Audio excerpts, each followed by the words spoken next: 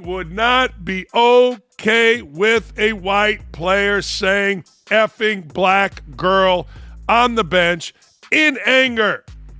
That would be an immediate suspension. Wait, did Brittney Griner just call Caitlin Clark a trash-fing white girl? That's what half the internet believes. Or the ticky-tack fouls that we were talking about earlier today. But what came next wasn't just outrage, it was resurrection. Suddenly, a clip beamed the spark that brought back a decade-old rumor. Flag you. Brittney, let me see something real quick. That Brittney Griner isn't even a woman on May 22nd, 2025, in what should have been just another gritty, hard-fought WNBA showdown between the Indiana Fever and the Atlanta Dream.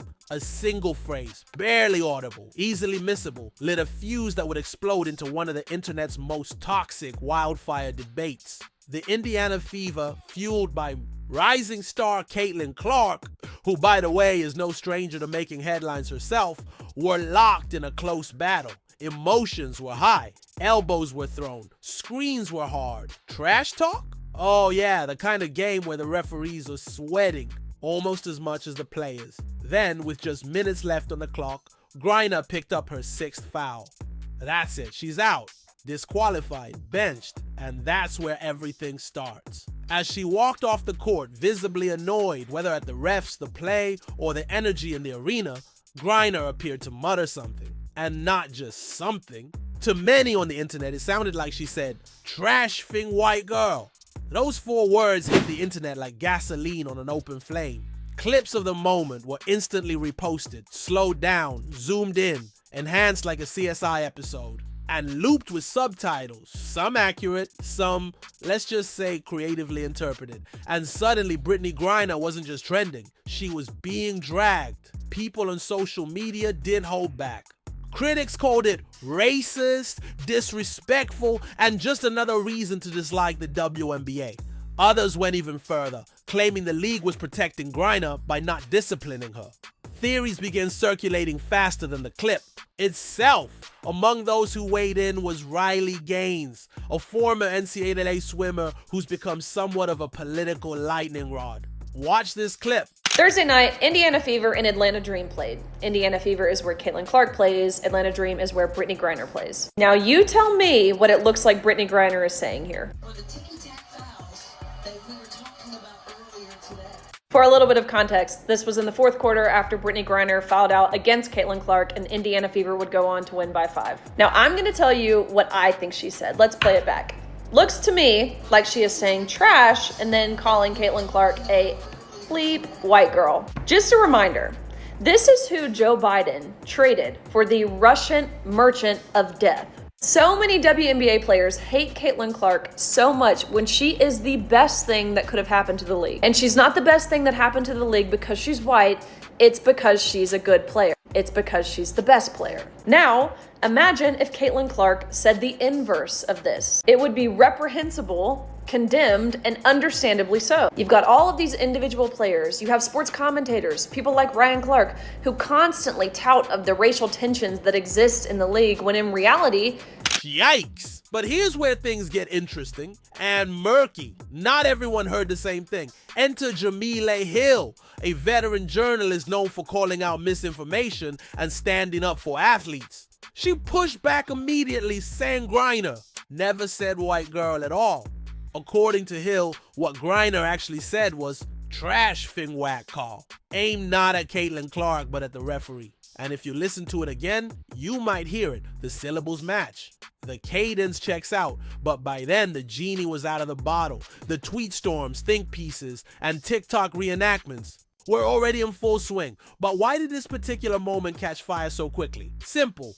Caitlin Clark. Clark is the newest golden girl of women's basketball. A scoring machine, a media darling, and let's be honest, a white player thriving.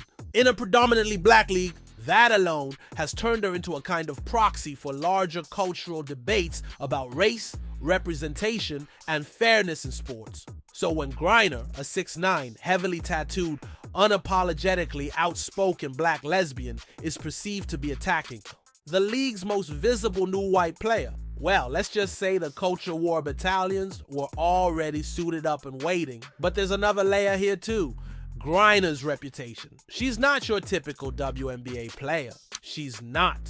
Is media safe? She's made mistakes. She's been to prison. She's polarizing. Some fans idolize her strength and resilience. Others see her as a symbol of everything wrong with modern sports culture. So when that clip dropped, people weren't just reacting to what she may or may not have said.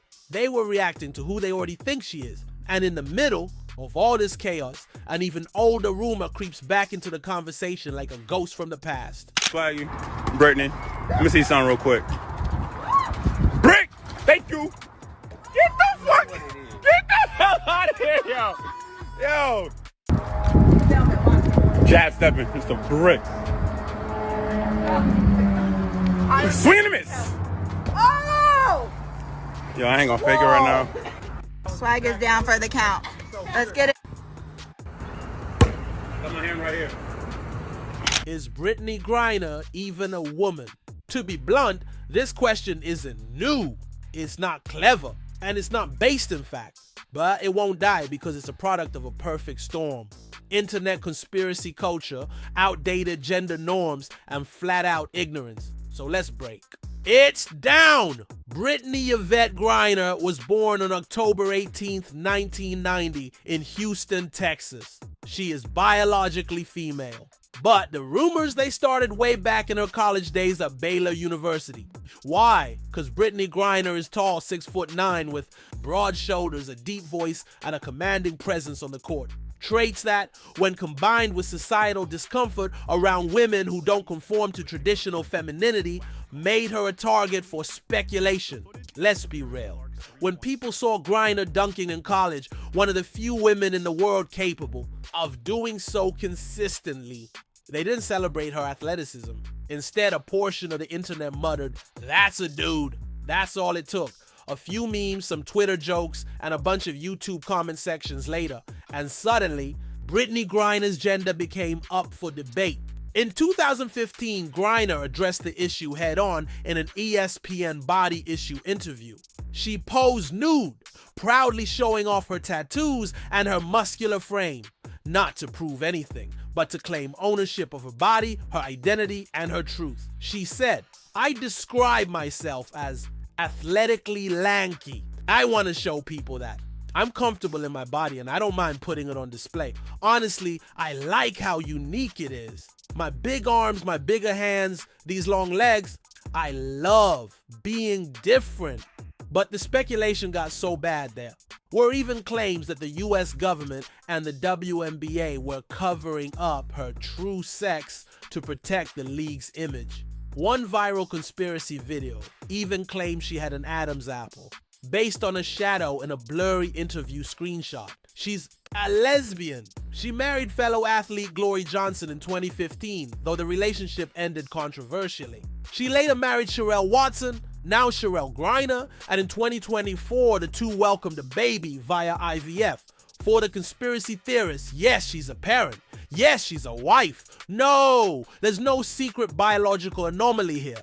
In an appearance on CBS Sports' We Need to Talk, Griner got very excited while speaking about her newborn son, noting that she wants the child to call her Pops instead of Mom. Show host Tarika Foster Brasby brought up the baby news as she exclaimed, "You're about to be a mom."